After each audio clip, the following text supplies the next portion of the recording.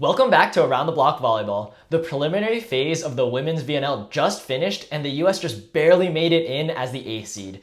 We got a lot to talk about, so let's get right into it. Not even close. Just saying that. Yeah. Not even close. Not even close. I mean, if we did a little bit different stuff during that China game, maybe it is not even close, but probably higher seed. It happens, but let's get into the match review. First off, we had the USA versus Thailand.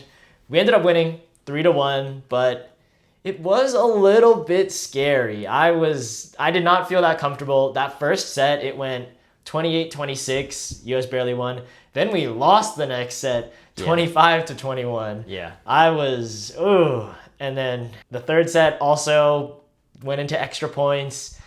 I was starting to lose a little bit of faith. I was like, we can't open up the week at home with a loss to Thailand. Yeah, that definitely would have pretty much crushed any thoughts of making playoffs. It would have made it really difficult. Yeah, but definitely if it happened, like if Thailand ended up winning the first and third sets, that would have been brutal. Yeah, but the US, they pulled it through. I feel like we definitely have to shout out Avery Skinner for, her debut and made it feel like she was there the whole time. Like she did not miss a beat. I mean, it helps when you're playing with similar players that you played with. Jordan Poulter's a setter. That makes it easy. Poulter is back. But Avery Skinner, she really showed that she's Olympic level and she's definitely leaps and bounds over the other outsides, at least right now. Yeah, I would for sure say that. And I think, first of all, giving props to Thailand, their offense runs so fast and there are so many combinations that I understand why the US had a lot of trouble because Thailand looks good. I think they just ended up gassing out a little bit. Yeah, their right side is kind of unstoppable, which is kind of crazy. Yeah, they just run it so fast. The blockers cannot get there. And it's not even really the US's fault. I think that happens to most teams where when Thailand is on, they are on. And it's crazy to play against. Who else do we want to shout out? Let's give it to Logan Eggleston. Also played very well. Super good offensive game from her. Dana Recchi played well. Yeah, pretty solid as well. I feel like, again, it's seeing a little bit more of how she's adjusted to a faster game. Especially against Thailand. This was a real test of speed. Yeah, she's definitely gotten better hanging with the faster offenses because that's definitely really hard as a middle here. Stephanie Samity also popping up here. Yeah, I think she was pretty... it was a little bit shaky at times, but I think it was more getting her footing into it. She didn't play this entire... Yeah, this is her debut as well. Yeah, same thing, Danielle Coutinho. So, really, we just brought a lot of opposites to this week. Yeah, we did find it a little weird. We definitely talked about that before, but... Yeah. I mean, in this situation, it worked out. I think having the experience with Danielle Coutinho definitely helped out in these situations. So, you know what? It's all right. It worked out. Yeah. The U.S. at least won in the end. That's what really mattered. We beat Thailand, even though it was very close. Let's move on to the next game where we had U.S. versus the Dominican Republic. U.S. again won in 4 sets, so 3-1. And after losing the first set again. Yeah, that one was a little scary. It was close. After that, we put everything together a little bit more, so felt a lot more confident. I mean, the Dominican Republic is a big, pretty offensive team, but I think they're also a little streaky. So they got hot first set, and then the U.S. was able to make things a little more difficult for them. They got cold. We pulled out the win. Yeah, and I think game ball has to go to Tia Jamerson here. Yeah. I feel like, again, also, this might have been her debut, or maybe it was the game before, but this week was her debut. And man, she was big time for this game. Yeah. And you got to say it's pretty awesome when you see the finger wag. Yes. That must be, that's probably the most hype thing that the U.S. has right now is her finger wag. Hey, we need to add some hype into the U.S., especially with that home crowd. I know the home crowd was loving it. Yeah, that was so awesome. It gets the team fired up. You love to see it. And she got 9 kills as well. I think that's what you ask for in the middle. Yeah. And she kind of showed League One into this jump. She made the jump, and she definitely performed here. Yeah, another one of those players where I really want to see her for the World Championships coming up. And I guess next week, moving into the playoffs. I forgot about that part. Yeah, and again, I mean, we have to mention it. Avery Skinner, again, showing she's so solid, and the reason why she was an Olympian. So, Yeah, I mean, she's just been big time this whole week. Yep, we were missing her. So great game against the Dominican Republic. We take those wins. And now let's move into something a little bit tougher for the U.S., but a little bit more of, I think there are a little bit more stakes here, at least to me. We had the U.S. versus Canada. Went 5 sets. We played some extra points throughout this. Very close sets. Extremely long game here. Yep. Grinded out. The 5th set went 17-19. So you know it's tough. Mm-hmm. But U.S., again, we came out on top. Thank God. Yeah, and again, but this one was honestly really awesome. It was the Skinner sisters. This is exactly what we were asking for. This was going to be something that was going to be awesome. They both showed up, and they were big time. Mm-hmm. 21 points from Avery, 19 points from Maddie. That's exactly what you were hoping for when you saw them both on the roster, and they did it here. We didn't, unfortunately, we didn't get that outside combination, but yeah. I don't know if Maddie is an outside anymore, but great performance from her on the right side. I mean, she absolutely dominates on the right side. Mm-hmm. Logan Eggleston was also showing really good offensive power here, especially against a big block in Canada. Yeah. And then again, the finger wag. Yes. 6 blocks from Tia Jimerson. She was, again, huge in this game, so really fun to watch when she's on the court. Yep. This was a grinded out game. Canada was low-key on us for the blocking. It was tough. Yeah, and I think the most interesting part was Kiervan Reich did not play this game. Yeah. And it went to 5. That's something that's scary, but yeah. I mean, you have to give it to Canada. They really pushed us in this game where without, their go-to hitter, they were still able to make it happen. Yeah, I want to give props out to Guzin. Mm-hmm. I think she's like 19 years old. She's super young, and she looks really good. Even though this was the, I forget her first name, but Johnson. This was more her game. Mm-hmm. Hillary Johnson. Yeah. This was more of her game, but Guzin comes in and she's actually very solid. Yeah. Especially for a 19. Yeah, Abigail Guzin. Again, this is kind of her seeing more time here. I'm sure they want to see how she does as such a young player. Mm-hmm. And yeah, I agree. She does look really solid. I think definitely important to look at for Canada's future. Yeah. Now Canada looks good right now. So it is good that the U.S. came out on top with this win. I think this win is what clutched us making the playoffs. So that was very good. And I think we did some weird stuff where these points also helped Canada not get relegated. I don't really know. Yeah, and then just looking at the team stats here for this match, Canada had 24 blocks. They pretty much won a set off of getting blocks, which is so nasty. And then also showing how close this game was the point totals was a difference by 1 point. Yeah. And again, no Kira Van Ryk was playing. Yeah. That part is a little scary for the U.S., knowing that was the team that they were playing against. Mm-hmm. But again, you have to give it to them. They ended up getting the win anyways. Yeah. It's a very good fight from the U.S. There were definitely some lackluster things, but I think those things are kind of week-wide, and we'll talk about it a little bit later. Mm-hmm. But yeah, U.S. definitely struggling in some aspects that we'll address.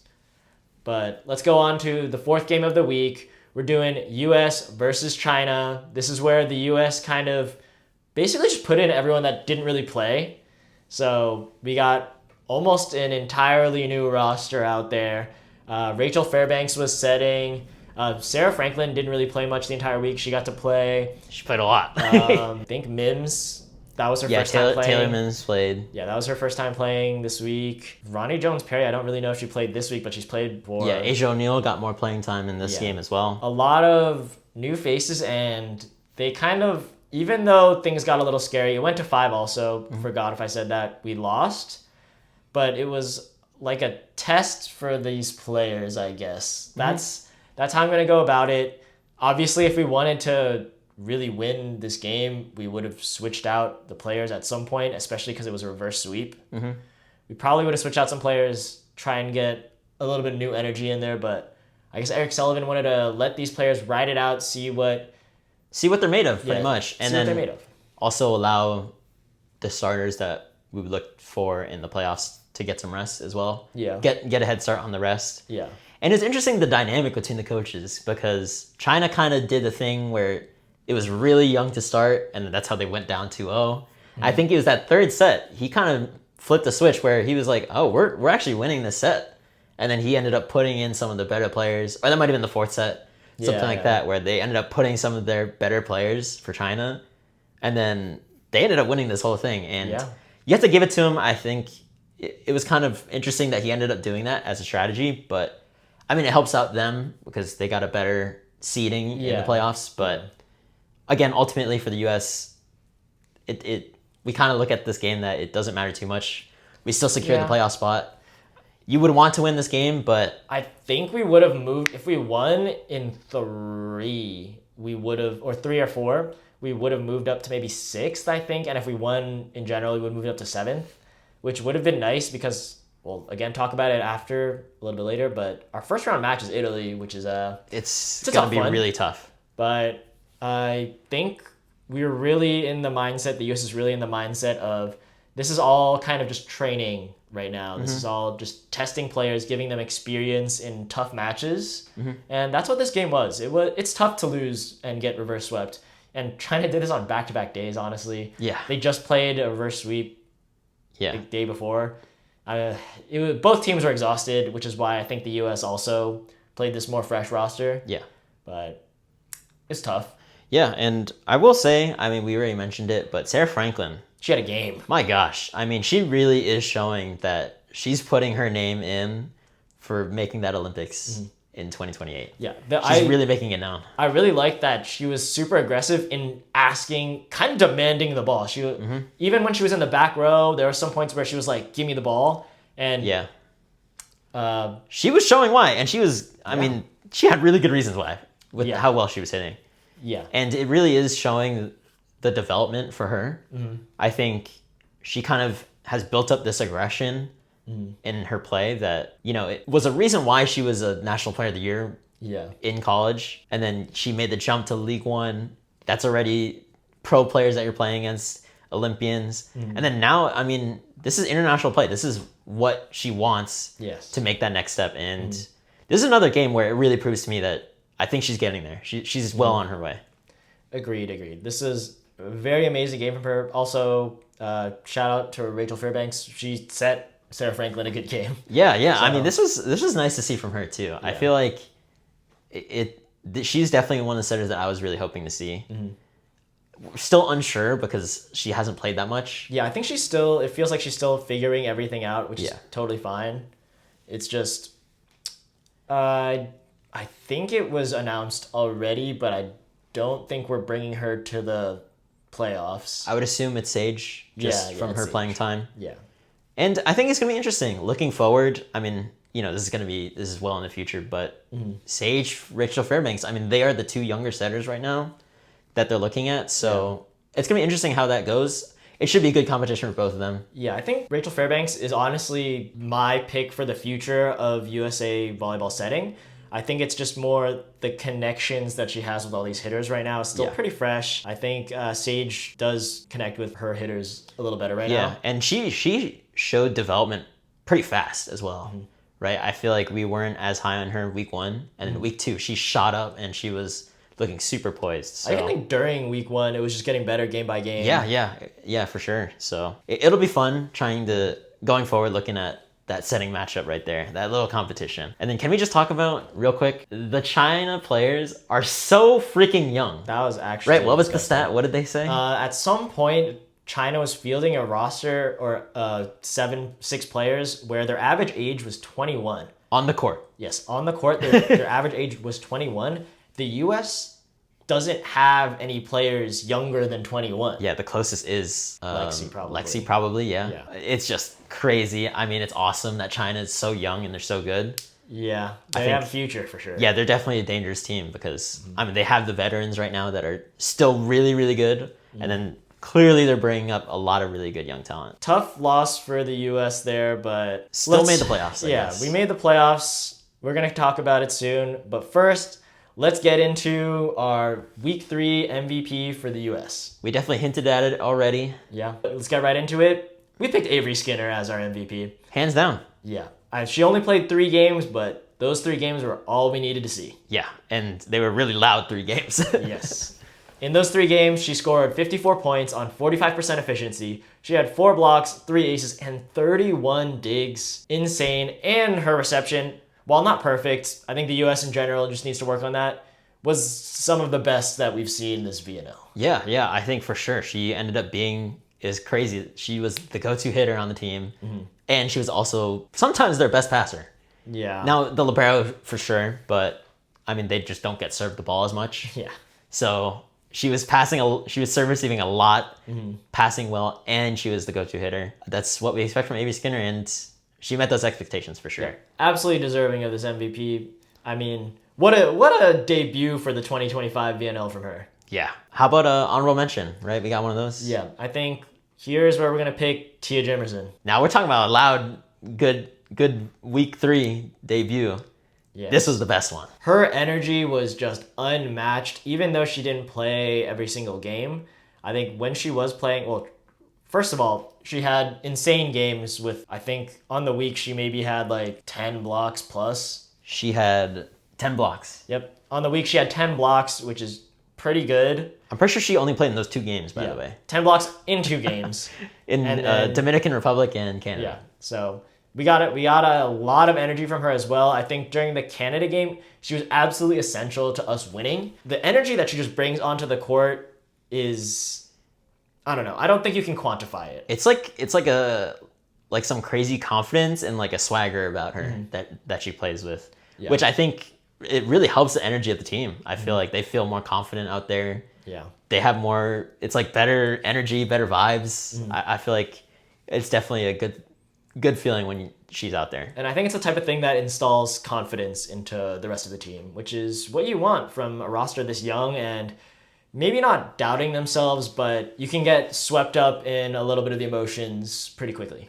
Yeah, and I think Eric Sullivan has to be real with himself. I think she showed that she has a lot of potential as a middle for the USA team. Absolutely agreed.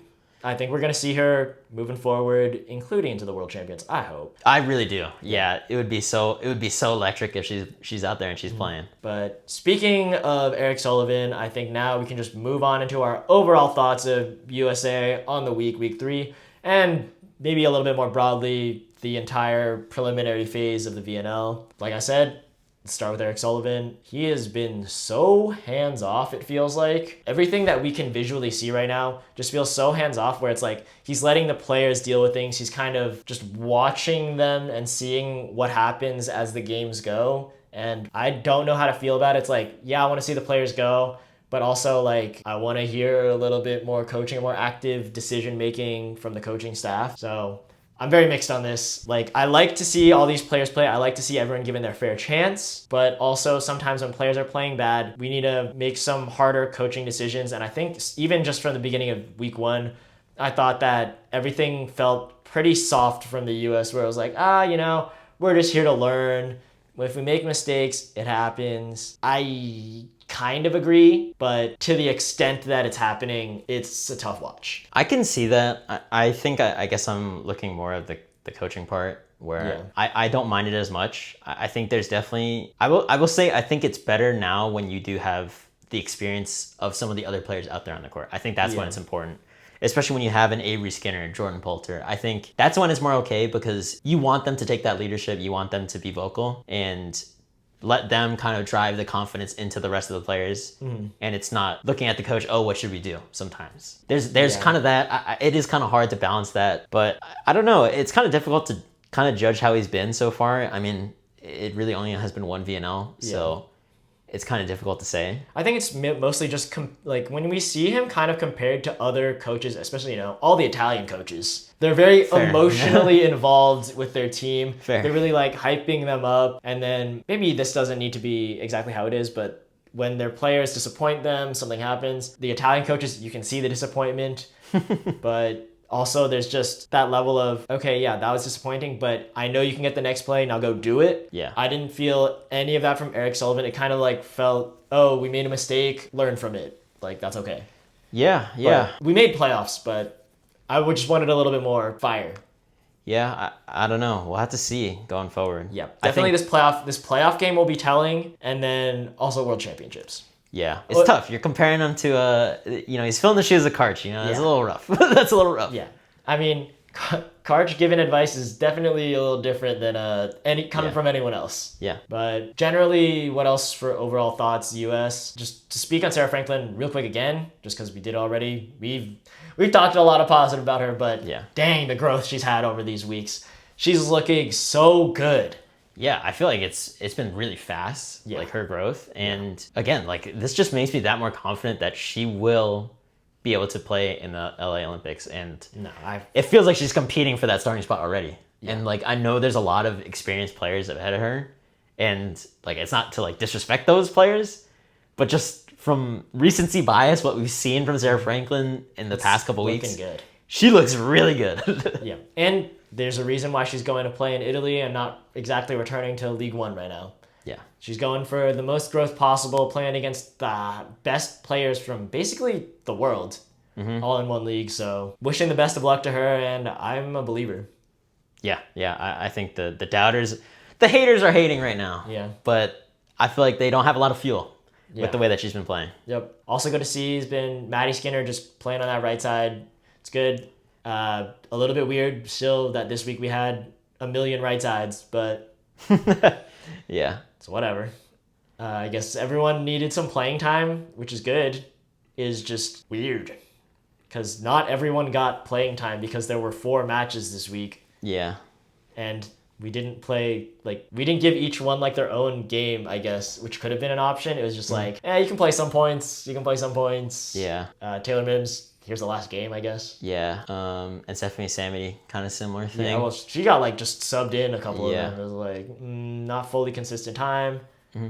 Yeah, that was a weird thing, but I like Maddie Skinner there right now. For sure. Yeah, I think she's really shown that, again, like, I'm not trying to disrespect the right sides right now on the U.S. team because, I mean, both of them are Olympians. They're both great. But as a younger right side, I think Maddie Skinner is showing that she can at least fill that role going into the future and that she can be a go-to hitter. And I agree. We feel pretty good about that. Now, she does have a lot of errors, but she's putting the ball away, man. I mean, you can't dispute that. And she's taking that. She's being aggressive. There's going to be errors that come with that. So I think sometimes that's just the growing pains that you have to deal with. And I think kind of just relating everything from Maddie Skinner into the U.S. as a whole and my thoughts on it, I think one good thing that we took away from this VNL is that it really feels like part of our identity now is having a really, really strong big attack.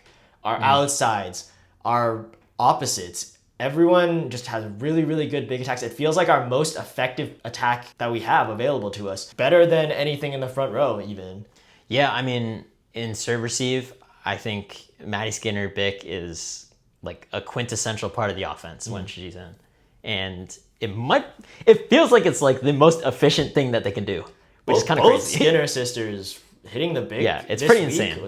Jesus. It's pretty insane. And I mean, the middles probably are actually hitting more efficiency, but like it just feels ridiculous when they're hitting the big. Yeah, I mean, you need the combination of both to really keep the middles on their toes like that. Yeah, and then in transition, Maddie Skinner's not hitting the big. It's going to be a D-ball. And I mean, she's done okay with those as well. I feel like pretty good as well. Yeah, it's not the big, but she's still doing pretty solid from the back row there. Yeah, no, the U.S., I feel like this is going to be part of the identity moving forward is having that big attack working for them. Mm-hmm. Anything else for the U.S.? Maybe...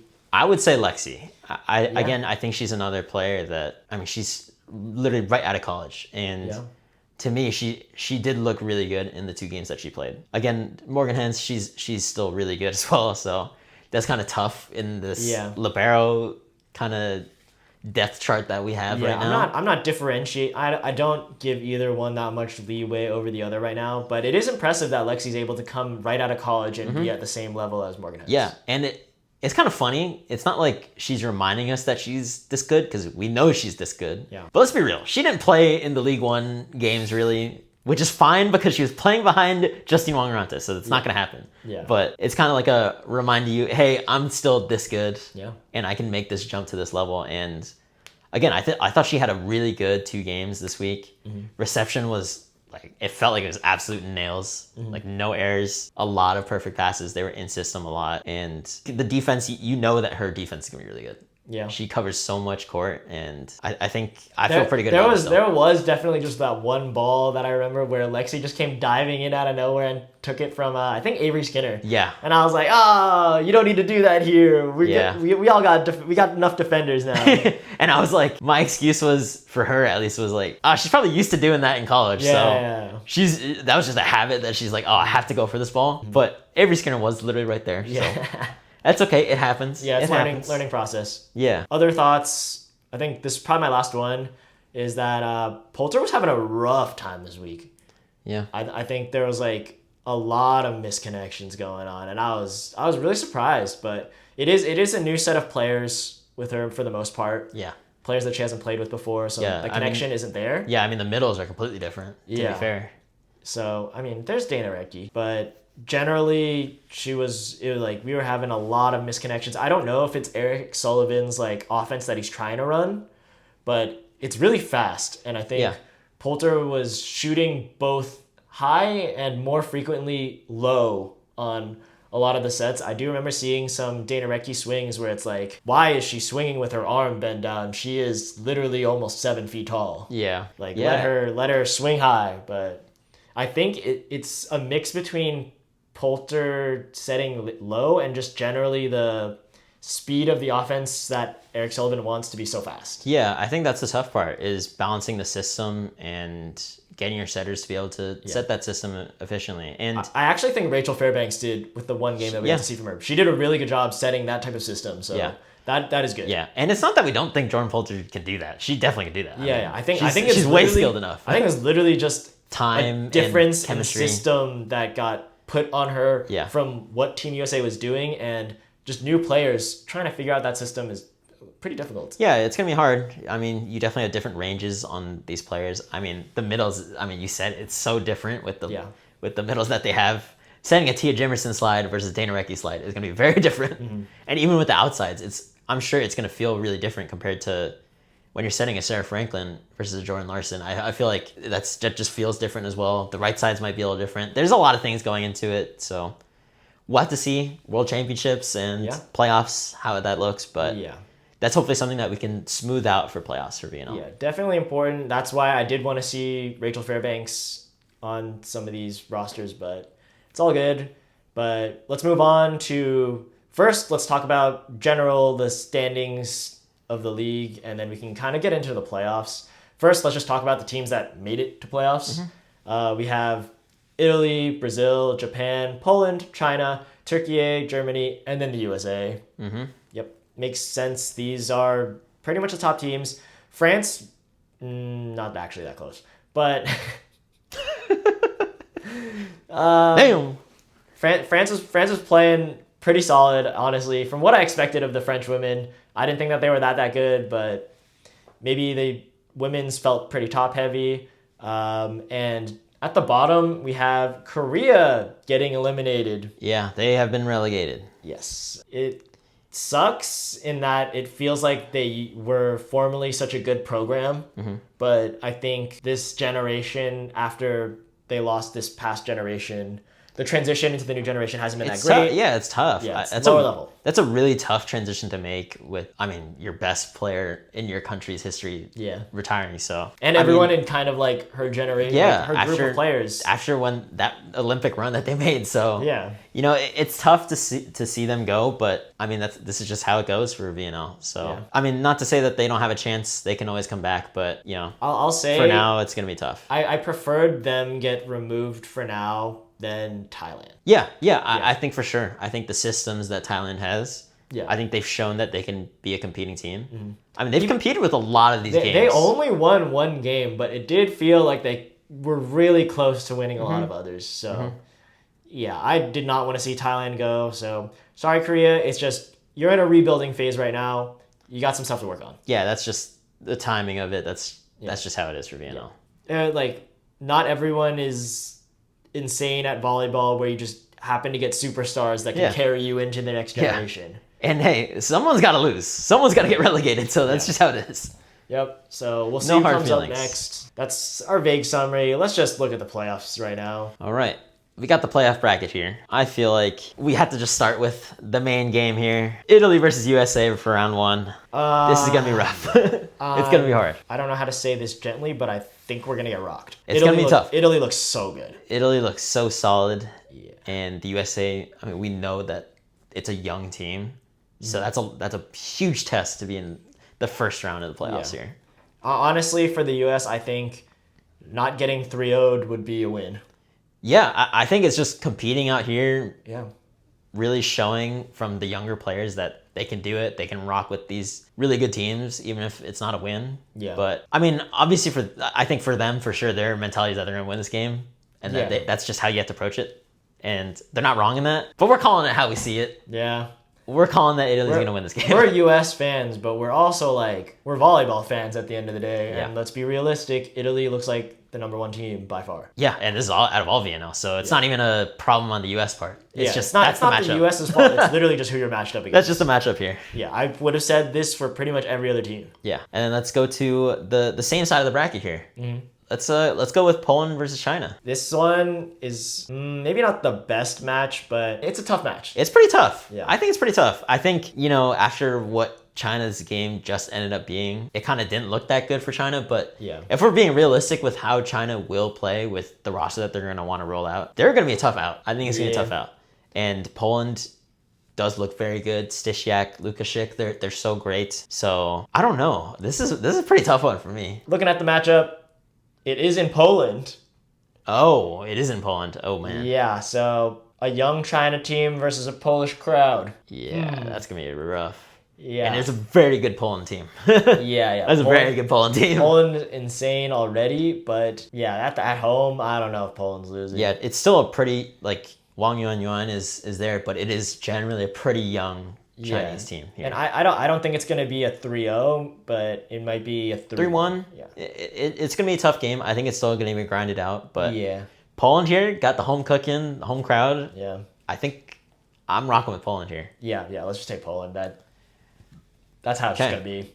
And then let's just keep going down the list here. Brazil versus Germany. Yeah, I think well, the one thing we do have to say first is that it looks like Anna Kristina got hurt. Mm-hmm. So that's not good for them, but at least they have some depth. Yeah, I mean, it's going to be Gabby and Bergman. Bergman has been playing a lot. Yeah. And she has been pretty solid. She's been pretty good. So it sucks you lose Anna Kristina, but hey, this is a very deep Brazil team. Yeah, you can fill in right away. And as crazy as it sounds, they actually are able to fill in that spot, and it's not like they missed too much. Yeah. It is Anna Kristina though, so putting respect on her for sure. But I think I'm going with Brazil here. Yeah, I'm gonna go with Brazil for now. I'm not to say I don't like the Germany team. I think I just haven't been as high on them as Brazil, I guess. Yeah. Yeah, I just really like the Brazil team, but I think Germany will win a set. Mm-hmm. It could even go 5, honestly. Yeah, I don't think this is going to be a slam dunk game for Brazil. This is definitely still going to be a tough one. So yeah, maybe 4 or 5 sets. Yeah, but German blocking. But Brazil here, true. Germany blocking is going to be could get nasty. Yeah, so we'll see. And the last one for the first round, Japan versus Turkey. This one is a slugfest, if you ask me. This one is. I don't know what to think about this one just because, we all saw that Turkey won a set 4-25, which is disgusting. Yeah. But they just lost them. That's the only set they won. So it's like there's these inconsistencies where I'm like, how much do I believe in Turkey? And it's hard. It's honestly hard to tell because. What the heck was that? Yeah. I think this is going to be very interesting, though, to me. I think I don't know how you feel, but I feel like this is kind of like a sword versus shield type of thing here. Yeah. Or spear versus shield, however you want to put it. Yeah. Japan defense has been they're just known for it, right? Mm-hmm. Even if they're not the greatest at blocking, which they have gotten way better at. This women's team has gotten way better at the blocking. For sure. But, they are known for their back row defense. And Turkey has some really big offensive physical hitters, but this is tough. Yeah. This is tough. Oh, man.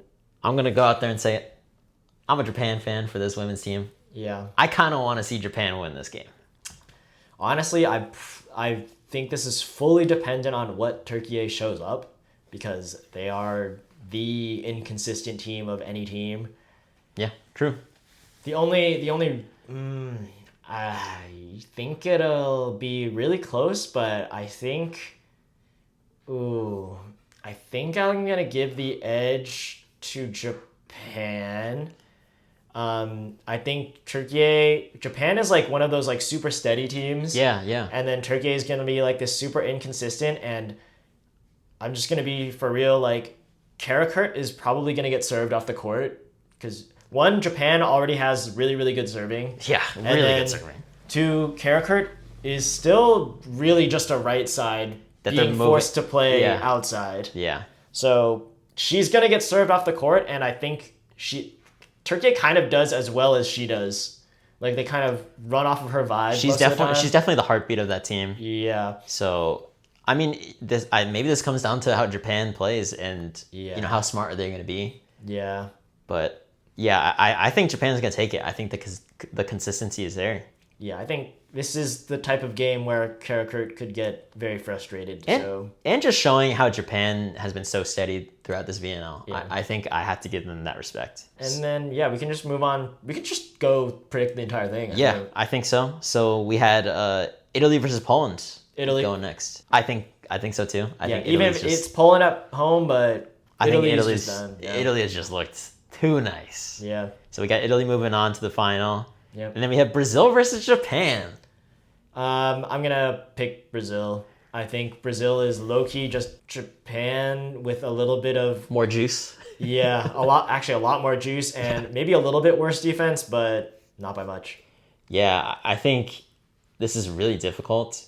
I will say I think it's closer definitely because Anna Christina's not going to be playing. Mm-hmm. But yeah, I think Bergman will be not the weaker link, but the link that they try to abuse in this matchup. And it's tough to say. She might be the worst out of the four outsides playing on the court, but it's not by a lot because just all these outsides that are going to be playing out of those four, Brazil and Japan, I mean, they're all really fantastic outsides. So I think I also have to go with Brazil here. I think it's a really tough mountain to climb if you're Japan here. Yeah. I think this one, it's just going to be tough. Yeah, and then in the final, it's going to be Italy versus Brazil here. This dude really just wants Japan to win. No. I just forgot. Italy versus Brazil here. It's Italy. Yeah, until proven otherwise, I'm just going to rock with Italy. And I think this is the one where I think Anna Christina not playing is what hurts them. Yeah. This is where it actually is going to hurt them because, I mean, Brazil is so deep, but not having one of the best players in the world is going to make it hard on you. Yeah, and I'd like Anna Christina blocking Igonu. Oh my God, that would be so sick. That would be so sick, but I think we got Italy winning the whole thing here. Yeah, I mean... Brazil would be 2. Yeah. And then 3-4 matchup is Japan versus Poland, I guess. That one, I'm just going to go with Poland at home. Yeah, that is tough. Yeah. That is also an interesting matchup. Yeah. Damn, that home cooking might be good, though. Literally, that home cooking might be good. In Japan, I probably would have given it to Japan. Oh, yeah. But in Poland, I'm giving it to Poland. Yeah, you know what? That might sway me. I think it's Poland there, too. Yeah. Yeah, that's our playoff prediction here for VNL. Let us know what you guys think about your predictions for the playoffs. What's going to happen? Will the U.S. win a set? Will they win it all? Let's see. It's going to be tough, but it's going to be very fun. Definitely recommend watching. Maybe not. The U.S. one might hurt for some U.S. fans. I'm going to be for real. You might get mad, but... Yeah, I'm probably going to get mad. But we got to be positive here as best we can, just knowing the situation that the U.S. is in and their opponent. I mean, it's really difficult. I'm going to get mad that we're losing, but in the end, I'm going to be like, you know what? Italy's like that, so... Yeah. But who do you guys think is going to end up winning the whole thing? It's going to be a crazy one. There's a lot of really good teams here, so it's going to be a little tough. Yeah, just let us know, but now it's time to move on to the Rally Round. Welcome to the Rally Round, where we do our drafts, blind rankings, and other fun games. This week, we do not have a draft, unfortunately, But we do have something new that we're trying out. We have King of the Hill / Would You Rather. Pretty much we start off with either one player or a duo, that's the start, and then we pin them against leveling up players and kind of a versus battle on would you rather take the original team. We're basically just doing Would You Rather and scaling up the difficulty of players. Yeah, it gets tougher each level that you go. Yep. So who would you rather have in these VNL women's outside duos? To start us off, we have USA with Avery Skinner and Sarah Franklin versus China with Wu Mengjie and Zhuang Yusheng. Oh my god, this is kind of hard to start. Is this hard? Honestly, I low-key think it's hard. I would say the only part that makes it hard is that we didn't see this US combination. True, yeah. I think independently, both of them played very, very well. Yeah. We just didn't see them together. Mm-hmm. Meanwhile, with China, we've seen these two play the entire VNL, basically. Yeah. Besides, like, a couple missed games here and there, we've seen this combo many, many times. Yeah. But I would like to go with the peaks, I guess, and the peaks make me want to pick Avery Skinner and Sarah Franklin. Yeah, you know what? If we're going peak, let's go US. Yeah. I'm just looking at upside right here, and the upside is high. Yeah, I mean, both do it all outsides right now, so I feel pretty good about it. So next we have Japan, where it's Mayu Ishikawa and Sato Yoshino. Oh my god. This is also pretty tough too, though. Yeah, this is one where I'm like, now we can really get into defense. Serving. Yeah, the defensive and serving gap between the US side and the Japan side, pretty big. Pretty big. It kind of makes me want to go Japan. Yeah, I mean... Because I think the offensive power is in favor of the US, but yeah. I don't know if it's by enough to make me take them over the Japan defense and serving. Yeah, the passing is definitely where we lack in the on the US side, and it is where Japan excels. I mean, Ishikawa is straight up nails. Yeah. And Yoshino is still good too. Yeah, let's just take Japan then. Japan will move on. Now, who are you going to take between Japan and Italy, where we have Alice DeGradi and Miriam Silla? So the thing with this Italy team is that the outsides were rotating in and out a little bit more, so we didn't get as much playing time from them. But let's be real, at the end of the day, they are some of the best players in the world. Yeah. Number one team. Yeah. So this is a tough one. I still kind of want to go Japan here, honestly. If I'm looking at it, I kind of feel that way. But I mean, we definitely have the volume on that side from Japan versus Italy, where our sample size is a little lower. I'm fine taking Japan here, especially because I know who they're compared to next. Yeah, okay. Let's just do it. Our final comparison is between Japan and Brazil. Brazil, we have Gabby and Ana Cristina. Yeah, they got no shot. Yeah, no way we're not picking Brazil. This Brazil duo is disgusting, and I'm so sad we're not going to get to see this in the playoffs. Yeah, I think that's honestly probably the saddest thing in the VNL playoffs is that Ana Cristina's hurt. Yeah. But because Gabby just started playing again, and she has been a monster, as she always is. So, yeah, sorry, Japan. You guys are great, but Brazil is insane. Yeah, Brazil 100% of the time. Brazil is insane. Yeah, so that was our King of the Hill women's outside duos edition. Who do you think is the best outside duos, and why is it Brazil? Yeah. Next, we're going to do the right sides. Switch it up, different position here. So, same thing, just with right sides. Who would you rather have out of these VNL right sides? First, we're going to start off with the hometown queen, Maddie Skinner, but we're going to pin her up against Japan's Wada Yukiko. Maddie Skinner may be a little bit less consistent, but I think she booms the ball like no other, especially from the back row, so I'm going to pick Maddie Skinner. Yeah, it's tough. I think Wada has definitely shown people that haven't been keeping up with the newer Japan players that she's nuts. Yeah, but she's definitely a lot more consistent. But Maddie Skinner's crazy too, though. I'm looking at upside here. So. Yeah, I'm going. We're going Maddie Skinner here. But up next, we have Serbia's Tijana Boskovic. This is probably as far as Maddie Skinner goes. Yeah. Just to be fair. Yeah, Boskovic is literally different. I think if you give Maddie Skinner maybe 2028, then she might be there. With Boskovic also aging up the same amount. But I'm just saying, like, just where they are at in their careers. Yeah. Boskovic is definitely higher right now. So yeah, I mean, just look at what she did for Serbia in just coming in 1 week, and she saved them from relegation. True.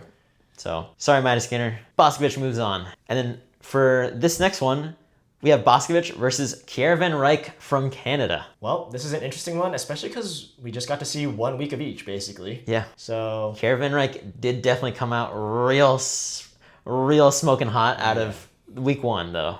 I mean, I think she could still be considered the best server that has played in this VNL. She only played it like 4 games. Yeah. But Boskovic as an overall offensive weapon. That's tough. Very interesting. I think you might like see the difference in just their teams as well. Like, I think that might sway me to Boskovic. Yeah. Just because of, I mean, Serbia looked really different when Boskovic was on the court. Yeah. The difference was night and day, so we'll give just how the difference looked, we'll give it to Boskovic. Okay. So, like, now we're stepping up the ante a little bit. Mm-hmm. The next level is going to be Melissa Vargas from Turkey. Ooh, now we're see, like, this is like the age-old question. We kind of got like these top 3 right sides in the world. Yeah. And here are 2 of them. I think right now I would like to take Melissa Vargas.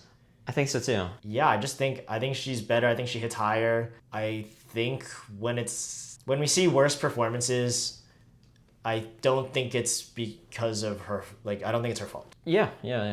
And I feel like she's already up there for like the stats, and I mean she did play a good amount, but I mean Jesus, I mean she had some really explosive games. Yeah. So yeah, I think just from the VNL showing that we have, I'm also feeling Melissa Vargas here. Yep. And then the final level is, we all knew it, Paola Egonu from Italy. Yeah. Goddamn. I'm just picking Paola Egonu. Yeah. she's basically not the only reason, but she's a good reason why they are the #1 team right now. Yeah. I think this is pretty easy. Yeah, I think she is the best player in the world, especially offensively, so just got to give it to her. Yeah. Paola Egonu is the queen of the hill here for the right sides. What do you guys think? Do you guys agree? Especially those last 3 players that we had. Let's move on to the next one, where we are naming top players in certain stat categories. This week we're doing the point leaders, the scoring leaders from the entirety of the preliminary phase of the VNL. Can you name the top scorers in the preliminary phase of the women's VNL? Okay. I mean, the first one that's easier to me is Ndaye. Yes. I mean, that's been the whole story, where for France, she has been the point scorer. She has 233 points scored. God, #1. Damn. #1. Jesus. Played like every game. Yeah. There you go. That helps. Speaking of playing every game, I'm going to go with Wu Mengjie. That's #2. She's right behind with 230 points scored. Whew. So she's also been playing every game, scoring a lot. And then her teammates, Zhuang Yu Shuang. #4, she has 205 points scored. Jesus. So very well done from the Chinese team. Very consistent. And they both played every game, so I guess that definitely helps. Yeah, that helps a lot. What about DR definitely has Braylon Martinez. Braylon Martinez is #3. She has 216 points scored. Wow. Okay, now I feel like this is where it's hard. Yep. No, I'm having a hard time. Paola Egonu is not there, right? No, Paola Egonu, she's at #10. She has 171 points scored, and I think it's pretty much because she got injured like first game of week 1, missed the rest of the week. Ah, man. This is tough. I like the position that you're guessing with, though. I think a lot of them just didn't play enough. Yeah. But, right side's the state of women's volleyball right now, very right side heavy. Yeah. It's tough. I feel like those main right sides did not play the whole time. You just go to right sides from any team, honestly. I mean, Maddie Skinner's not there, right? Okay, now Maddie Skinner is not there. I don't think she played anywhere near enough. Yeah. She definitely missed a bunch of games. Yeah. I don't even know where she is out of this.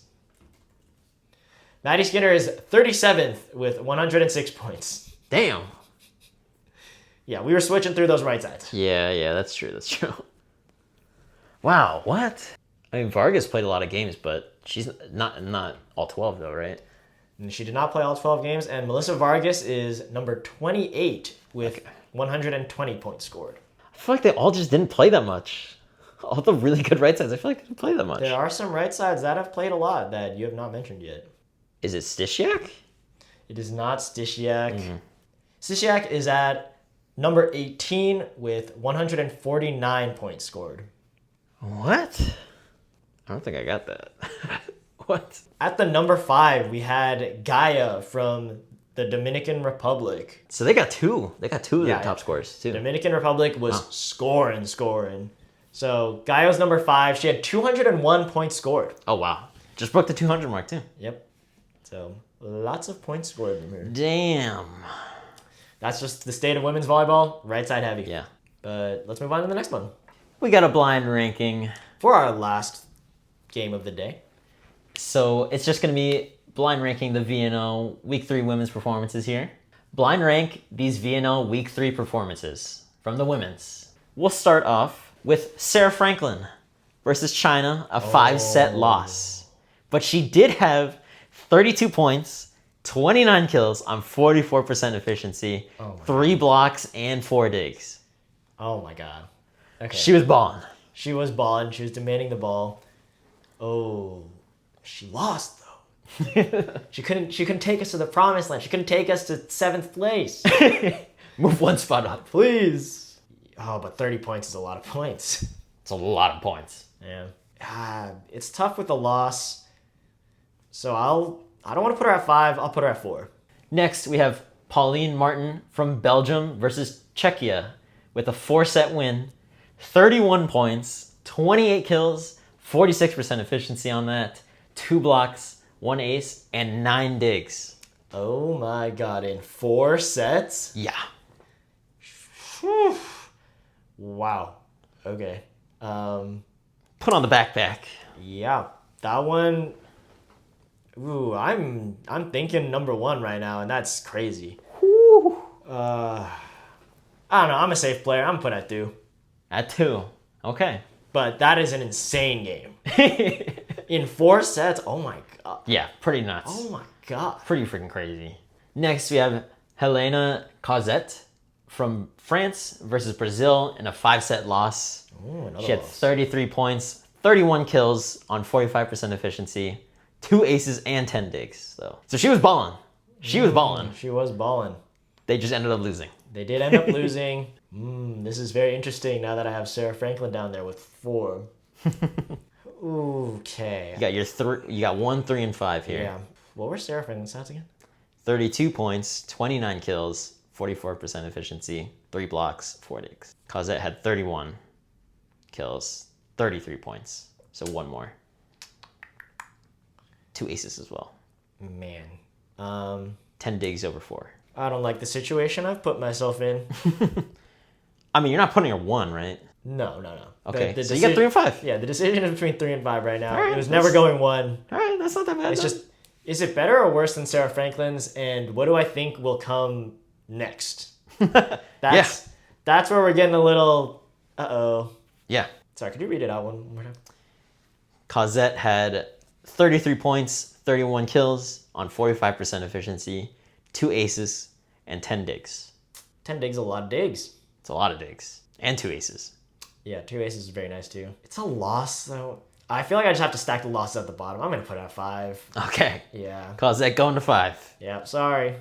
These are all like ridiculous performances so far though, so there's that. Next you have Braylon Martinez versus, from Dominican Republic versus China in a 5-set loss as well. Oh my god. 33 points, 28 kills, 48% efficiency, 5 blocks, and 2 digs.